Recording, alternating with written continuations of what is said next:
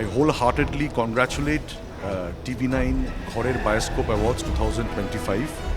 আমি অন্তর থেকে আমার আমার বেস্ট উইশেস তো বটেই, আমার শ্রদ্ধা নিবেদন করছি, কারণ এই অ্যাওয়ার্ড ফাংশন আমাদেরকে উজ্জীবিত করে, আমাদেরকে সামনে আরও এগিয়ে নিয়ে যাওয়ার অনুপ্রেরণা দেয়।